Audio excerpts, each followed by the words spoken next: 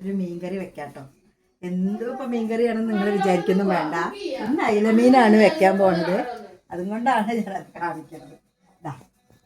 ഈ മീൻ അയിലമീൻ ചെറിയ അയിലാണ് കേട്ടോ. നേരെയൊക്കെ വെച്ചിട്ടുണ്ട്.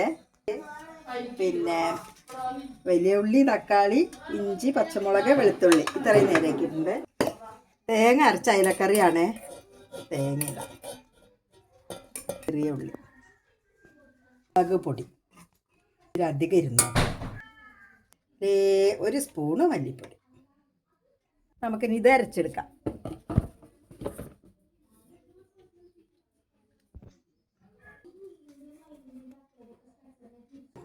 അപ്പം നമ്മൾ അരപ്പ് ഇവിടെ അരച്ചെടുത്തിട്ടുണ്ട്. ഉണ്ടാക്കാൻ ചട്ടി അടുപ്പത്ത് വെച്ചു. എണ്ണ ഒഴിക്കാം. ഉലുവ ഇടുന്നത് നല്ലതാണ്. എന്താന്നോ, ആ ഉളുമ്പ് മണം പോയി കിട്ടും. അതിന് കുറച്ച് ഉലുവ ഇട്ടു. കടുക് ഞാൻ ഇടാറില്ല കേട്ടോ.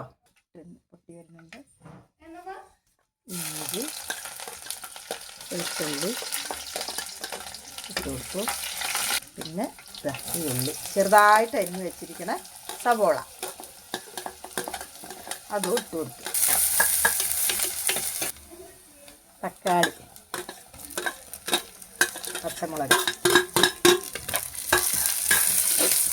പിന്നെ ലേശം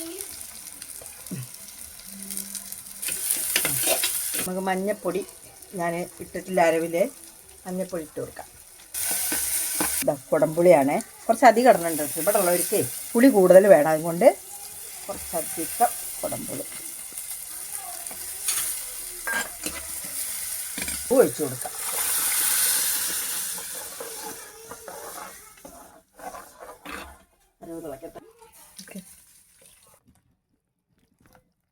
കുടംപുളിയുടെ വെള്ളം,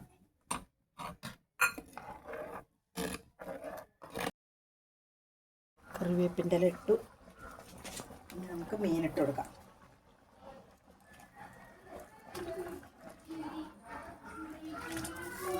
മീൻകറി ഇവിടെ റെഡിയായി. ഇനി ഇത് അടുപ്പത്തുനിന്ന് ഇറക്കാം.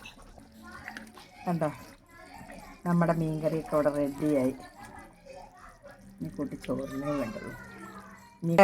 ഇറങ്ങിക്കഴിഞ്ഞാൽ പിന്നെ അധികമാണെന്ന് തോന്നി എന്ത് ചെയ്യണമെന്നറിയോ, ഈ കുടംപുളിയൊക്കെ എടുത്ത് വയ്ക്കുക. അപ്പോൾ നിങ്ങളെല്ലാവരും എൻ്റെ ഈ ചെറിയ വീഡിയോ കാണണം. അതിൽ ലൈക്കും ഷെയറും സബ്സ്ക്രൈബും തരണം. എന്തെങ്കിലും കുഴപ്പമുണ്ടെങ്കിൽ മെസ്സേജ് ഇടണം. ഞാൻ ഇനി അടുത്ത തന്നെ പുതിയൊരു വീഡിയോ ആയിട്ട് വരുന്നതായിരിക്കും.